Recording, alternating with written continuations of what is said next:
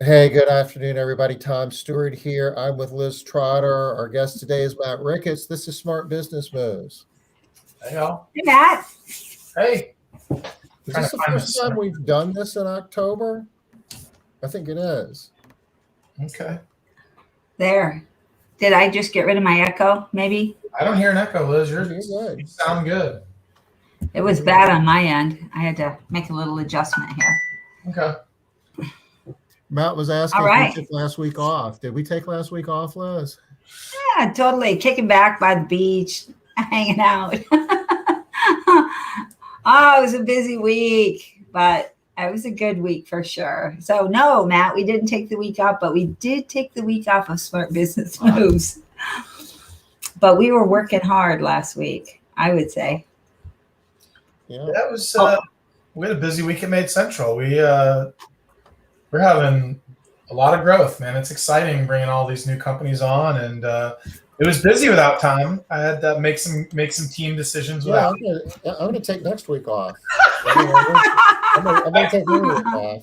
Yeah, I solved some issues, and we had a meeting this morning. And Tom just was like, "Okay, cool, we got that solved." Like I was like, "Yeah, you can do that all the time, but I can only handle that maybe a couple times a year, like where that's a lot of balls in the air last week." But it was nice to see. There's just a ton of new people coming on right now, and I actually love the people that are coming on. We always have had smart partners, but a lot of really great people coming on. I'm excited about the community we're building there, so that's been fun.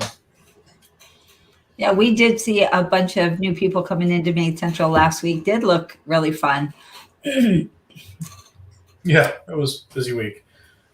Yeah, so you guys did foundations and did the mansion thing, and it was I heard it was a pretty fun group. Like a lot of social. A lot of social butterflies in that group. A lot of late night hanging out, and yeah, I'm sure everybody's tired. Yeah, I think if you saw the pictures, yeah, Sarah, it was epic. Yeah, I think if you saw the pictures, it does kind of look like we just took the week off. Yeah, it does. But we didn't. Some more so than others. Yeah, I'm not even sure. for I'm not sure. even sure if we're allowed to share. I would. Yeah, We'll just keep it at it was a very fun event. Sounds like I was in the group that you guys were sharing pictures in. I wasn't actually there. I missed out.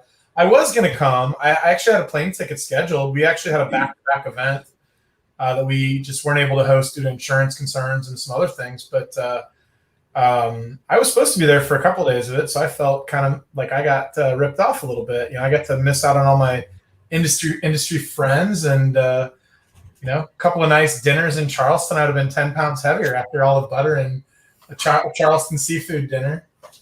Okay, Tom actually lost weight. Tom, right? You lost weight. I did. I lost a couple pounds. I have no idea how. You were on your feet for the whole time, though. Like you probably took 10,000 steps a day minimum. But I was on my feet more than Tom was, and I gained weight, quite a bit of weight. Yeah, I had to join a diet bet today.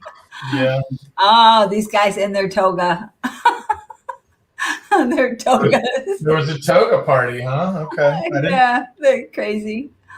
We had a few people that were toga-ing. Part of foundations is definitely there, but just the amount of just like critical thinking you're doing for the week and just like exploring ways to grow your business. I'm sure everybody's tired because all that kind of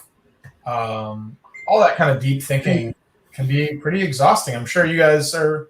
Yeah. But it's also exciting. I had a meeting with Tom this morning, and I was like, "You're not tired at all. You're really refreshed," because that stuff takes a lot out of me. Like some people come back from that stuff and they're all energized, and I need like a day or two just to nap. Like I need to hibernate and hide from you. Me too. That's absolutely me, Matt. We did have today in the groups. Most of the people, I would say 85, maybe 90% of the people are in the strategic success groups, and the groups were light today. Yeah. There were a lot of people that are like, I'm out still, Liz. I need a day off. I saw some people's travel adventures from yesterday too. It was not the day to be traveling. Yeah.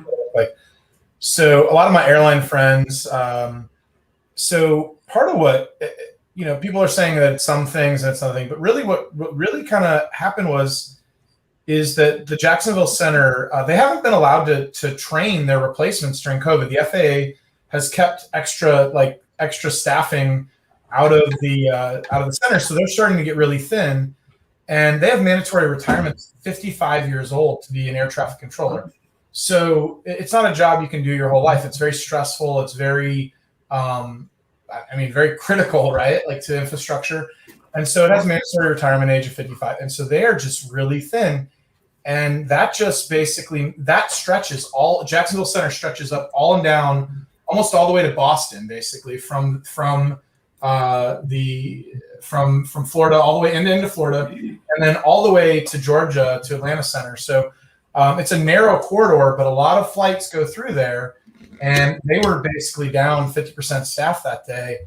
And that started the day before, and it just was rolling trouble, right? Like, pilots have limited time they can work, and then they're timed out. And by the time that this all kind of came together, I think there was over 2,000 cancels at Southwest. Wasn't most of that Southwest, though? Like 1,800 was Southwest? Yeah. It was mostly operational issues that ended up affecting Southwest Airlines. And their on-time performance this year is lacking. I thought it had to do with the COVID mandate. No, was I misinformed? That's the rumor. Yeah, nobody's admitting to that. There's speculation, but they think there was a sick out, and a lot of people called out over the weekend, pilots and whatnot, kind of in protest of the mandatory vaccination. That's not what happened, though. They're running so short at those airlines that if you only have a 12-hour day, and they're already running their pilots really lean. If there's delays and these pilots have to take mandatory rest and they're pulling people out for the day, it's just rolling problems. And Southwest is running incredibly lean at the moment. So Southwest has a disproportionate amount of the problems, though. Yeah. So again, I talked to a lot of my friends at the airlines today, and they were, a lot of my friends. Wow, Liz, what you drinking? Oh, well, can you guys hear that? Like right by your mic. Oh.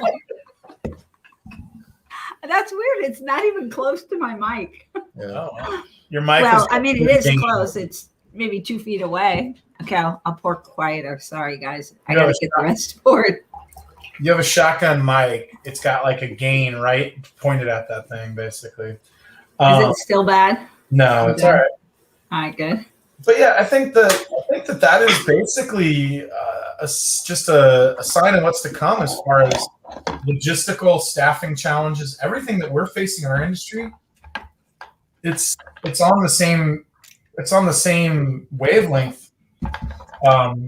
But obviously bigger repercussions than just cleaning houses. Liz Rousseau has some advice for you. Thanks, Rochelle. I appreciate that. I'll keep that in mind. Yeah. I think Rochelle was one of the ones that had an adventure in flying yesterday. I think her day went pretty far south, is what it looked like from some of her Facebook stories. I saw a lot of my friends that were traveling yesterday had rough days, and pilots that got stuck all over the place. So not a great day to be traveling. No, I had trouble Saturday. I didn't know that was still extending to Sunday. I was like, well, it makes sense though, because they had to bump. When I was there, what time was it? Maybe 2:30. All the flights were being canceled. You could just watch the leaderboard. Canceled. I was like, oh no, what's happening right now? And that made, of course, all the other airlines overbook. I got the last flight on an Alaska flight, or the last seat on an Alaska flight. So, but it's pricey too. And, yeah, you'll get out tomorrow. Are you on Southwest, Denise? I thought you said you were on Delta. Liz, did you get your lobster roll? No, I didn't get my lobster roll, but Denise gave me ice cream. So she gave me this huge cup full of ice cream. So I can't say that there's no reason for me to have gained all that weight. Yeah. People. We will all have a chance to be back in Charleston before we know. We don't have anything to announce yet, but we'll keep your ears peeled. We'll probably have some chances to all get together and eat lots of rich food in Charleston before we know it. So we'll have some announcements later this week. Yeah, it'll be exciting to all get together. I'm excited. ARCSI coming up. Tom and I were working on our plan for that today, being in Vegas. And I know, this is not the same as every year, but I mean, chance to go to Vegas with your friends. What could go wrong? So we should all start thinking about that, getting our travel plans on. That's about a month away, guys. We all go. It starts on the 15th. We're less than 5 weeks Crazy. out. Liz, you're coming, right? You're going to be there? I'll be there. Yep. I'm speaking a couple of different times, so Party. I'm committed to being there. Yeah. It's a party. I'm actually going to be there when my daughter is flying here with my grandbaby to come see me. Oh. So there's it's just a little bit of overlap there. Okay. But I'll make it happen. I'm super excited. I'm excited for both.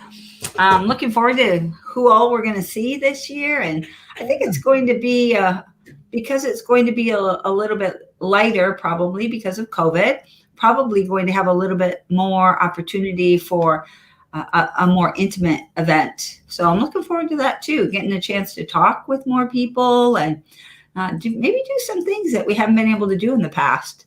I think it'll actually be very, even if there's not as many people. I was telling Tom today, I was like, I think we'll get a chance to really get to know some people this year that we might not have otherwise.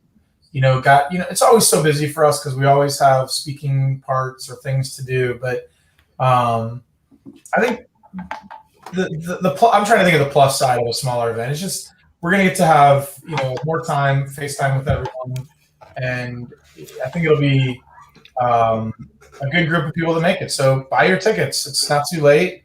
I'm excited for it. Yeah, me too. I'm actually a little excited if it's not so many people, because we will get a chance to talk with more people and do some different things, I think, this year. Yeah, you guys going to zip line? Are you going to zip line down the street or whatever it is on Fremont? Nah, we did that for our event just a couple of months ago, so we'll probably zip line. Oh, we don't do that. Yeah.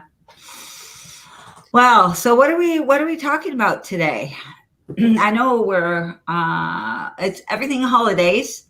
Holiday marketing, right? Yeah. So today's marketing. Yay. So it's October, so it really isn't the holidays unless you throw Halloween in there. But I guess if you wait until the holidays to start planning for the holidays, you've kind of missed the boat, right? Yeah, I mean most corporate. That's why we have it. Most corporate marketing departments are usually 2 quarters ahead. And so if you are trying to get all your videos and Facebook ads ready, I mean, you're behind schedule already.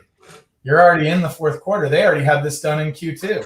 I mean, you work with a marketing agency, so I know that you'll be sharing some of this, but you guys were doing your Christmas stuff a long time ago, right? Yeah, we were shooting Christmas in the middle of August. It was 100 degrees out in St. Louis, and we're shooting Christmas videos and holiday, around how others like ski parkas and no, I didn't need that. We shot a lot of it indoors and decorated and such, but we did some storytelling around the holidays, though, around sitting around the table and coming to a Christmas tree.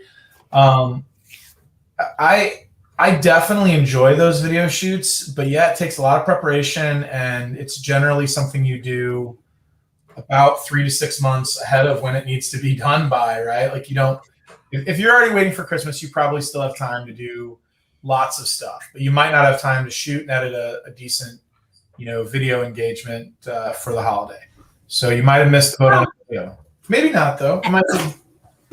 Well, that is one benefit of being a smaller company too. So for those smaller companies out there, if you haven't done this and you weren't prepared, I know that one of the huge advantages of being smaller is you're more nimble. That is one of the best things about being small is you can move more quickly. You can make things happen faster, and you don't have to put on as big of a production. So you still have opportunities. But Matt, what are some of the different things that people should be thinking about doing for the holidays? Yeah, I think, in years past, I would have said gift cards and doing some sort of gift card promotion. I don't think we're going to sell gift cards this year. We have plenty of cash in the bank, and I don't really feel like doing any discounting this year. Normally that would put in like an extra 30 grand in my pocket. Then you'd have this liability that you have to nurture and take care of. Now, if that's something that's appealing to you, a gift card campaign around the holidays has always worked well for my company, with a Black Friday event where we just sell them for probably, we start on Thanksgiving and sell them until the end of Black Friday, basically 2 days, and we'll sell 30 grand in a couple of days. That's always been something that works really well for us. But I'm not sure that we're going to do it this year. I just don't see the need to discount. The logic before was just to help with cash flow, right? And revenue forward. Yeah, push some revenue forward. But right now, it's just we are so constrained by labor. I just don't want to give any discounts on anything because I want to, maximize on every dollar that we can bring in at this. You don't know what your cost is going to be this time next year. That's a good point too. Having those liabilities hanging out there. Sold, even if they're sold in cash increments and not towards an actual cleaning, it's still, taking off from your bottom line because there's a discount associated with it. So that would be one thing I would have done. I think having some stories, telling stories around the fact that your business makes the holidays easier, takes the load off of people. I can share a quick video that we did that Rochelle just mentioned here. Let me share my screen here. Now, Rochelle says she got choked up. I'm not going to cry, am I?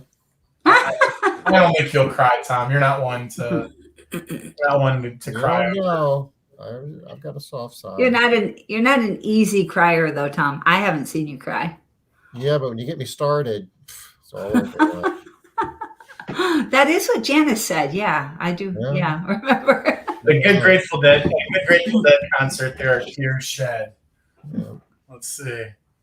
Let me know when you got it. All right, so let me hit play here. We're ready.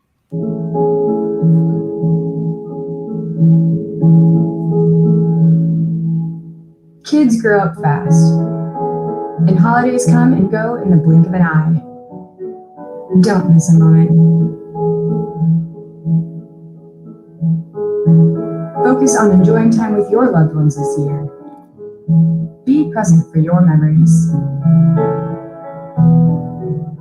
Let Better Life Meals clean for you.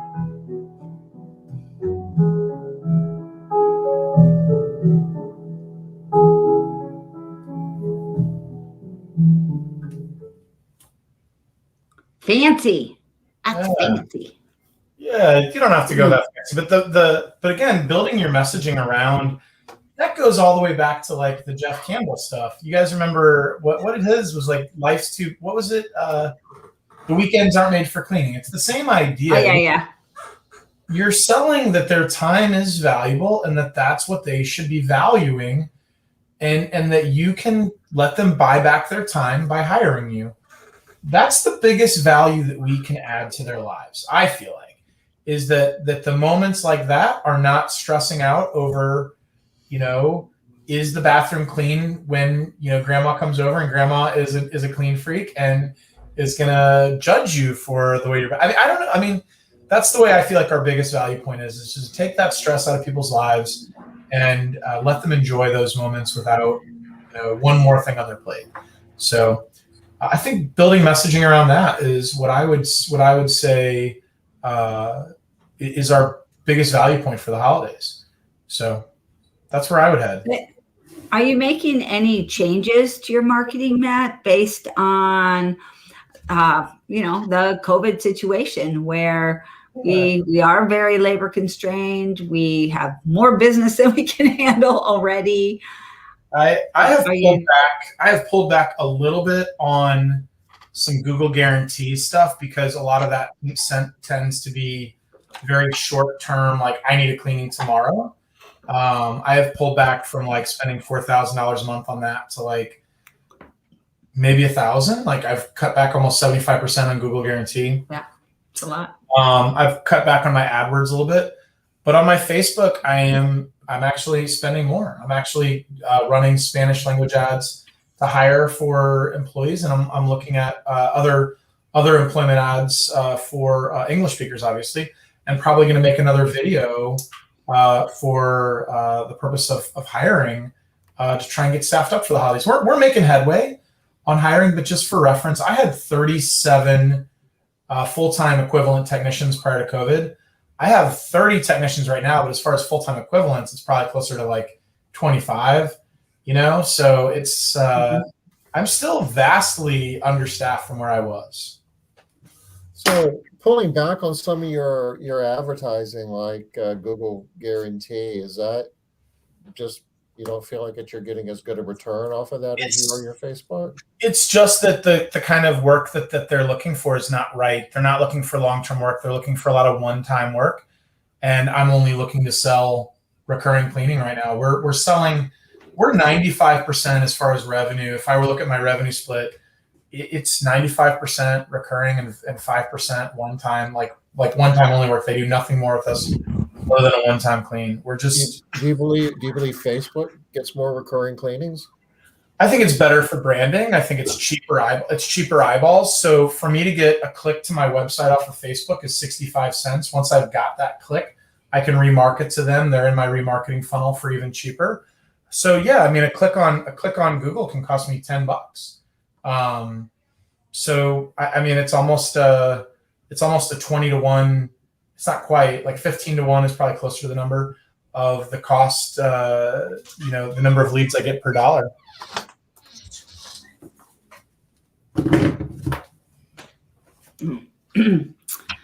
So you are then, so it sounds like, Matt, you almost can't talk about marketing for clients without at the same time talking about marketing for employees. I would say that's where I've increased some marketing budget to get ready for the holidays to try and get on top of staffing. Yeah, I mean, I don't have anything specific holiday related, but I think now is the time. You have basically a 30-day window to get your staff hired that you want to have for the holidays, to have them ready to be making money for you. And I know that some areas of the country are slow. Oh, that's a nice green cup you got there, Matt. I guess it is. It's cute when it does that. Yeah, I know some areas are slow during the holiday season, but I know there are other areas that are busy during the holiday season. So I was really wondering how people are managing it, and if they're even trying to spend any money to market for new clients, because I just know very few companies that can manage what they're getting already. So marketing for more holiday clients is kind of hard. I get it. Marketing pulled back from around 11% to 6% of total spend right now. I mean, I've pulled back a little bit, but I've been strategic about what I've pulled back on again. So I try to avoid the one-time stuff, more towards the branding and getting recurring business. So I will tell you, just statistically, almost all of my company's growth every year has happened from September till the end of the year. So Q4 has always been historically, I'll basically kind of have a couple of good surges throughout the year in the spring and things like that. But I anticipate adding about 100 recurring customers before the year is up for my company. So we need to staff for that. That means I need to probably have, I need to net 5 new employees basically between now and the end of the year to kind of prepare for that. So you're really thinking about spending most of your marketing dollars on employees more than on clients then. I'm still spending probably 11,000 a month instead of spending 15 or 16,000 a month. Probably 18,000 a month prior to COVID. But I'm just being more strategic with it, and then a good amount towards hiring has to be top of mind though as well. It's a balancing act. Tom always kind of drew out these three funnels you have to fill in your business, right? And the easiest one in our business is obviously supplies and equipment. We don't have a long, although the logistics chain of that has changed a little bit with COVID. So maybe I should not say that one is so easy to make sure that you have all the cleaning costs and cleaning solutions that you need. You might want to be filling that one right now, but a lot of that stuff's on boats sitting out in harbors right now. But the hiring funnel and the sales funnel are very related, and I don't think you can neglect them, either one of them. Yeah. So you mentioned that you're not really looking for one-times, but if somebody asks for one-time cleaning, what do you do with that? That's a good question. I mean, I think what we're doing is if we can fill it, we are. You don't know, do you? No, I'm not in my office every day. I get it. We're focusing on basically just selling those recurring customers. If they want a deep clean, we'll do the deep clean first. But if somebody's just saying, I just need my condo clean for a move out, we're not their company right now. I'm wondering at what point is it worth your while? I mean, sometimes it helps to think in extremes. Somebody said, hey, I'll pay you $10,000 to clean my condo. You'll grab a vacuum cleaner and a caddy and you'll go do it yourself, right? Sure, right. So, maybe rather than saying no, maybe you just need to come up with kind of surge pricing or something that, we're just really tight on labor and there's such demand for this. This is kind of let the market decide who gets those one-time jobs. Well, I know that I like one-time jobs because in my area, they pay almost double what our recurring jobs pay. So I want to take them whenever it's possible. I'm looking for ways to take them. They pay double and your cost is the same. I mean, that's like cleaning 3 homes. Yeah, it's big money. So I really like the one-times, but I know that, you just don't get this opportunity coming along every day where recurring work is just sort of falling in your lap. So it doesn't make sense to be pushing off recurring work for one-time cleans for sure. Yeah. Taking them, Diane. Yeah. Robin's question was good. 5 employees per 100 cleans. I got to think about that a second because I don't really think about it in terms of customers. I think about it as in terms of jobs per week. And I'm usually 1 employee for every 11 jobs per week is the way that we think of that. So you're probably right. Weekly though, that's 22 jobs per full-time equivalent. So using Robin's math, you could get about 110 out of 5 employees. So I might have that right. Because Robin, what I use is there's a report in Made Central that's like a service set report. And what I'm looking for is for every roughly 11 new service sets per week that we add, I need to have a new employee roughly. So that's kind of how my office does it. I don't really think about it as in terms of customers because every customer is worth a little bit different, right? Like a weekly's worth, 4 service sets a month, a biweekly's worth 2, and a monthly's worth 1, right? So yeah. I mean, the real thing is to translate it into how many jobs per week are you getting out of your recurring clients. Right. So it's like a quarter of a job for a monthly and so forth and so on. Yep. So that stuff I know is really confusing for people that aren't using Made Central. because Yeah. we talk about it really quick and easy, but it's hard to visualize. So a lot of people, Robin, do think of one technician can clean 2 jobs a day. So assuming that it's approximately biweekly, which maybe isn't so much right now, on average, that's where that number was coming from always in the past. So with new data is new information, but in the past, people usually would think of 1 employee for every 20 jobs. So that's where that came from originally. So now it's 1 employee for every 22 jobs on average. So I don't know if that clears that up a little bit. Yeah, I guess my math wasn't too bad then there. So Liz, your explanation makes sense to me, but I can visualize it with the software if we want to. I was going to show some ads that we have coming up for the holidays, and not all of them are necessarily,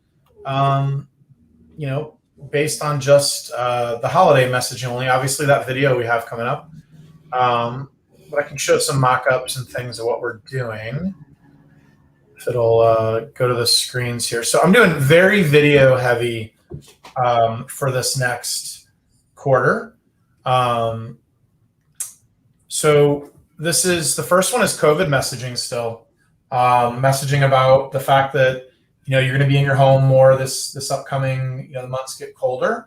We'll help with that, and that we're still following COVID protocols. I didn't think that when we made this video I'd still be using this all this time later, but here we are, and it makes sense that I shot this video. We can't really see it. It's really tiny over here. Oh yeah, maybe you could just pull one up. Yeah, I can zoom. I don't know. Sorry, it's a document. Let me zoom the. Let me see if I can go. There you go. That's much better. So again, it's just a mock-up. It's a document, so I don't have the video links in here. But so I still did, COVID messaging on there. Trying to also show safety, that's still a critical thing in our messaging as we go into winter. A lot of messaging around there's just never enough time in the day. This is another video with my wife, like running around with the kids, running from activity to activity. Those of you that have kids now that grew up in this age, that are growing up now, realize that I feel like kids' schedules are really different than they were 20 years ago when parents were parenting. When I grew up, I played hockey and we did a lot with that, but I didn't have I don't know. I feel like kids, if they're on a hockey team now they're on 3 hockey teams. And if they're and they're scheduled, and then they have piano lessons and then robot club. It's just talking to them about how you can help lighten the load of their very busy lives, that'll never get old, whether it's a video or just showing a very busy person and how you could message around that. So that'll be part of our messaging. This will be that video we saw just a moment ago. This, again, if you're getting reviews, I don't know, it's not really holiday related, but this was a review that came in from my company.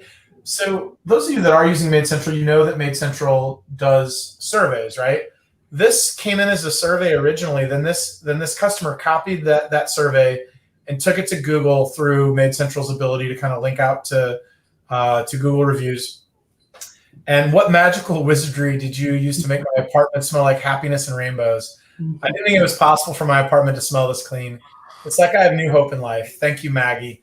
And then this video is playing off of TikTok's popularity, kind of the wipe shine challenge thing where they go in front of a really messy room, and then they run a cloth in front of the camera, and then all the mess disappears.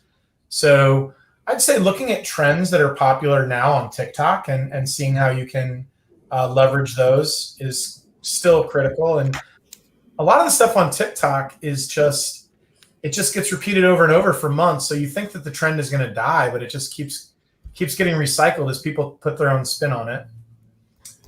Again, a lot of messaging around the reviews that we're getting, and then do you have time for this? So this is all via Facebook, and a lot of what we're doing is we're targeting people that have been to our website but did not book or did not get a lead. So that's where the first thing I would do as far as like determining who you want to market to is I have a friend, he stopped collecting emails a few years ago because he's just like, why should I? I can retarget them on Facebook. I can retarget them on Google for up to 180 days. Why do I need their email address? Was his kind of logic. So I haven't gone that far. I still do lead capture on my website, but a lot of that can be tested with there's something called dynamic creative within Facebook, where you create 5 different headlines, pick 5 different images, and then pick 5 different call to actions, and then Facebook will randomize all of that, and it'll tell you which is the best one. So it's a quick and easy way to test an idea and see if it's resonating with people. Now, It's awesome. now, Matt, you use an agency to do a lot of this work for you, right? I do. This is Drive Social Media out of St. Louis. They're definitely a big agency. I got in with them. They're small.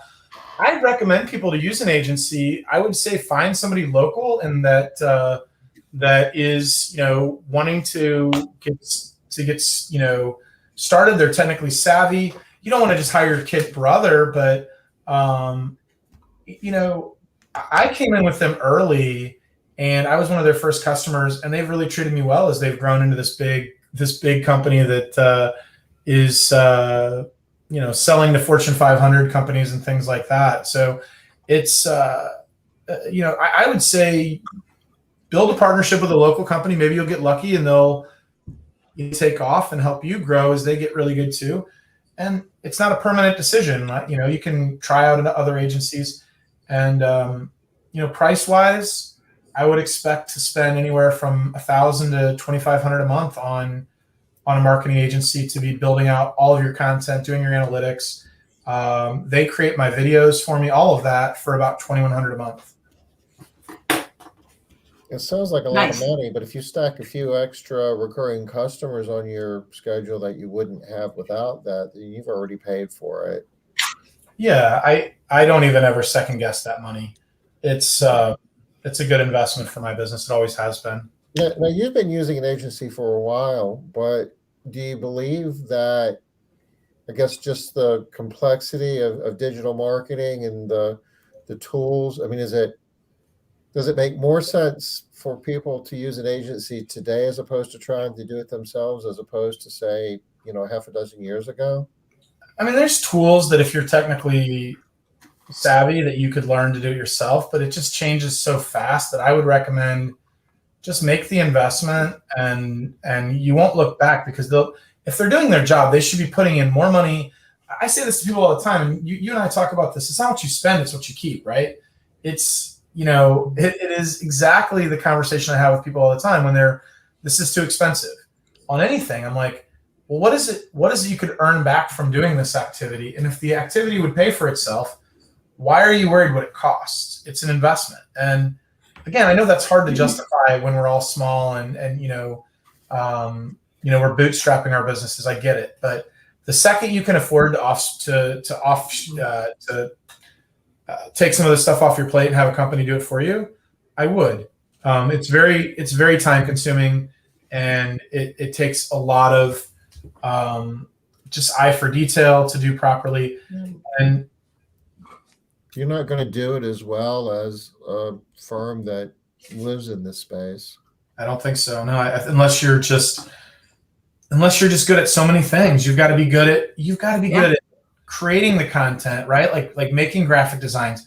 You've got to be good at determining the audiences that you want to target to, and then you've got to be good at using Facebook's tools and placing ads and being super organized, and then looking at the analytics and seeing what's working and what's not. And if you're not like part of an agency that's responsible for hundreds of thousands, if not millions of dollars worth of ad spend, you don't even have access to a lot of the tools that the agencies do. They do have more access to tools. And one of the things I tell people all the time is Facebook's got hundreds of versions of its advertising tools out in the like public space at any given time, you don't even know which version you're on. Then they're always constantly changing up what level of, like, they're testing out like how to even get a hold of them. Like, if you have a question with Facebook, you can't even get a hold of them, where the agencies have direct contacts. If there's a problem and your account gets blocked for some reason, you just won't have the context. You can do it yourself. It can be done. You need to be good at a lot of things, and you need to stay on top of it. I really think that the key thing that gets dropped a lot of times with what we consider large investments is people just don't run the numbers. They're just like, oh, that's a lot of money, I can't afford it. Well, how you decide whether or not, especially right now while there's all this COVID money out there, how you decide whether or not you can afford it is not on how much it's going to cost you today, but how much you're going to earn and the run rate. How long is it going to take you to get that money back? You know, if you can get that money back quickly and more, then that's an excellent investment. You know, if it's going to take you 5 years to get your money back, and you can't, run that cash for that long, well then, yeah, maybe that isn't a good investment. But that's not what we're talking about here. It is a good point, though. Like, so there's a few things at play here. So first off, the LTV of a customer, right? Liz, you and I have talked about this a long time. You do a really good job of keeping your customers. What is your churn rate? So people, I mean, you don't have to brag, but just like, Oh, go ahead. I don't really know. Okay. Right now, I don't really know. Truth. I think historically it's been around 2%, though. Historically, yeah, I think it's like 2.1 right now, something along those lines. Historically, Liz runs her business with a 2% churn rate, which is about half of what a lot of us are running our companies at. And so that means that Liz's customers are worth almost double. Guys, they stay twice as long, basically. So just think of it like this. If you have 100 customers, Liz has 2 leave a month. Industry average I've seen as high as 5 as kind of a number I've seen thrown around. So if Liz if Liz is making $300 a month of a customer, they're staying roughly 50 months, and her customers are worth $15,000. I'm just giving hypothetical numbers, right? But when you say you cannot afford to get a customer, if you can deliver an amazing service to them and keep them around for even 33 months, right? Like, which is 3% churn, then that customer is worth $10,000. So, but Liz is stretching that out. So for me, it cost me roughly about $300 to acquire a customer. Now, if I was doing one-time cleans, that would not be sustainable. That is not the way I want to do business. But when I look at the lifetime value of a customer, generally, I'm getting about $70,000 per month in ROI off of my spend on Facebook. I mean, as far as the lifetime value of the customers that I'm gaining. So I just think you have to think about it like a little bit beyond just the cost, like you said. You are in a different place if you've got like PPP money left over or idle money available to you. I mean, to Liz's point, pre-COVID for a lot of us, it's like, I'm limited in terms of what investments I can make in my business because I need that money back next Friday to make payroll. Right. But now if you've got like money that you can invest, saying if it takes me 6 months to get that back, that's okay, because I'll be making money off of those new customers I'm getting for the next 5 years. Even if you've got a 5% turnover rate, you're still gonna be making money off of them for about 2 years or a little less than 2 years. You can build a much larger business, and you can be making a lot more profit with that type of philosophy. And it's a unprecedented way of thinking for a lot of us. One thing that I think we have to really hit on as something that people have to understand too is once your fixed costs are covered, right, and you get to your break-even point, right, your profitability is not 10 or 15%. Your profitability is 50%, 40%, depending on what your variable costs are.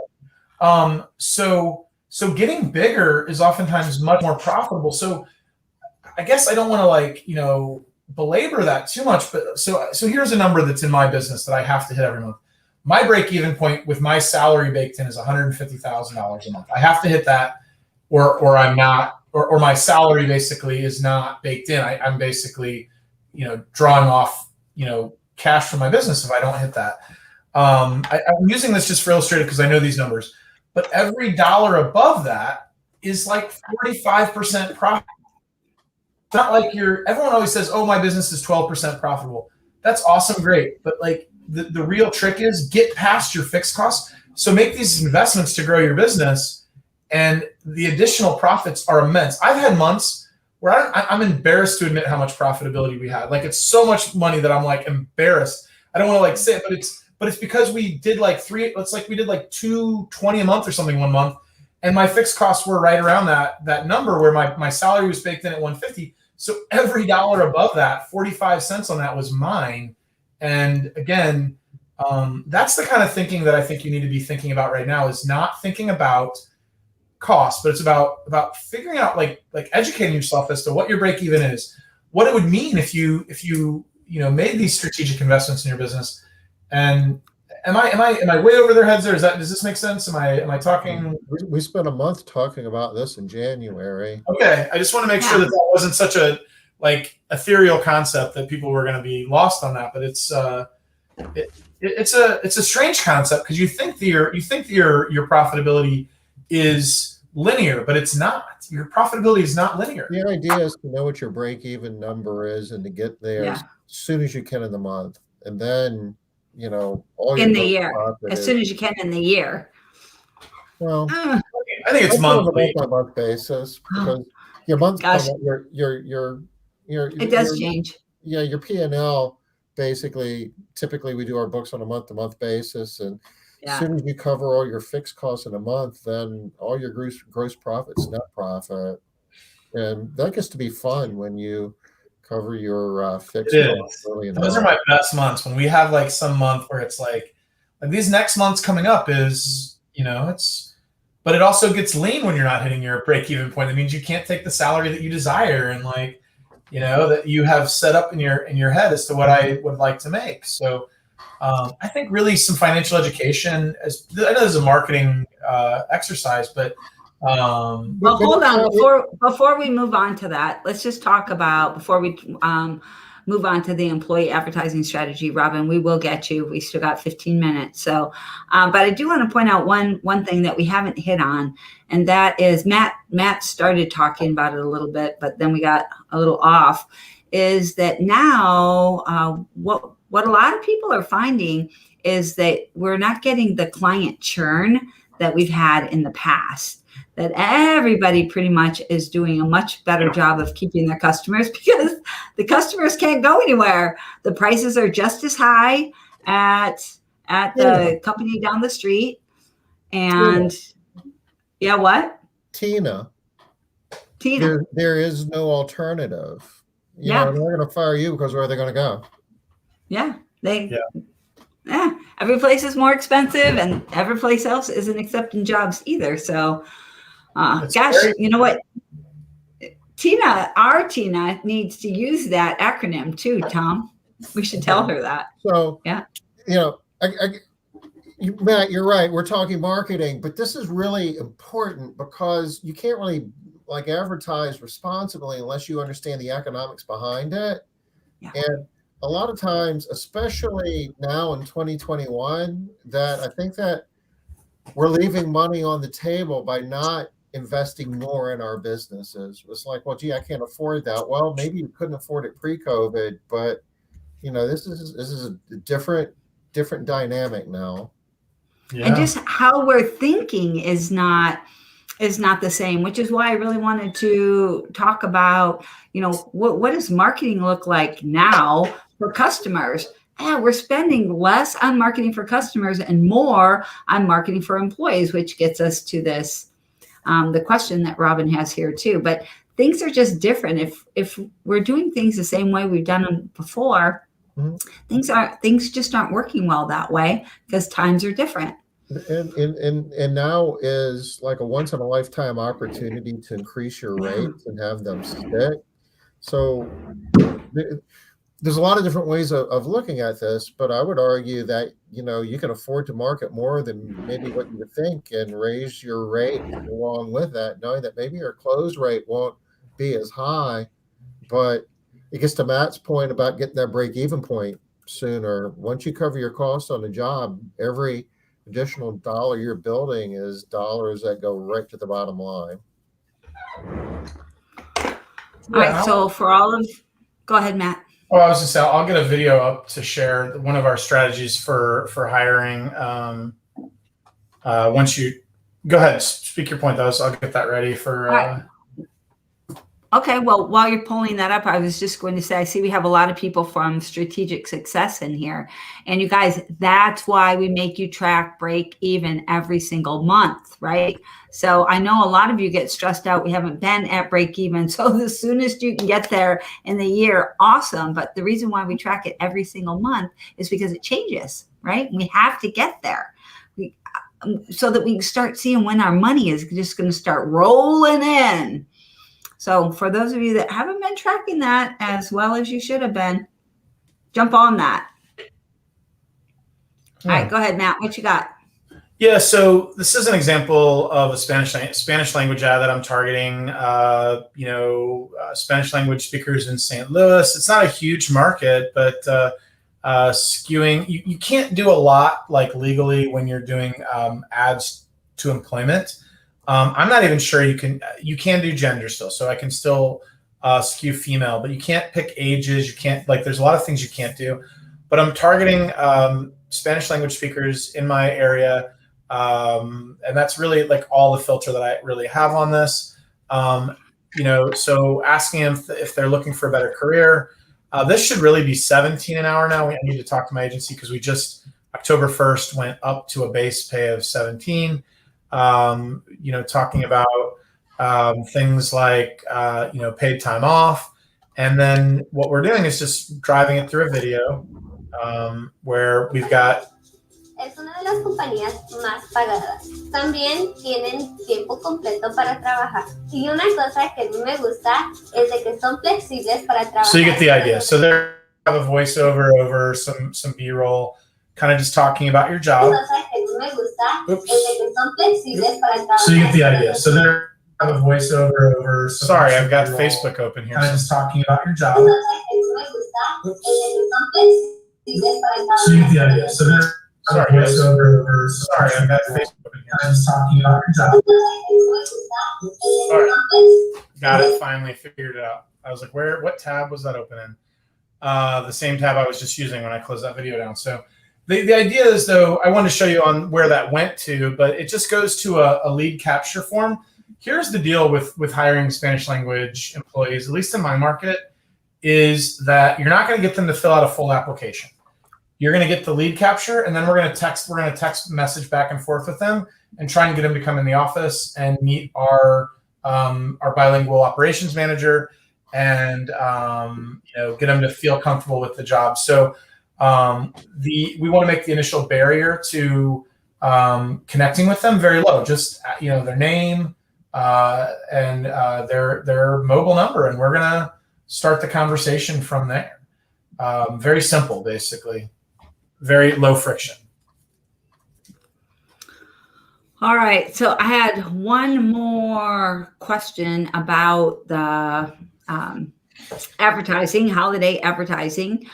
A lot of, I guess there's two parts here.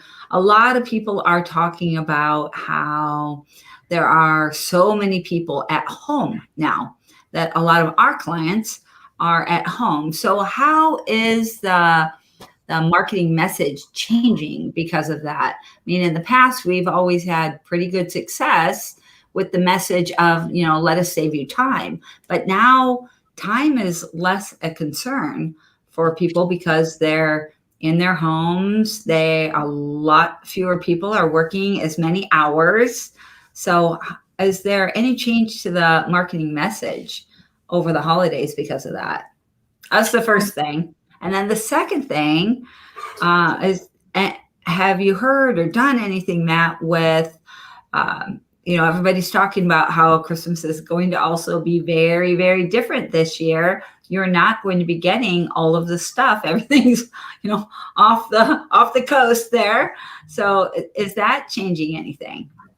So first off, I think the idea that they're using their house more than ever is an important thing to kind of hit on, is that because they're using their house more, they're there more. It's more important than ever to keep that home, well maintained, but also a healthy and safe space through these cold weather months. Like, especially, I think you can still push messages of cleaning for health and safety in times when they're all cooped up over these cold weather months.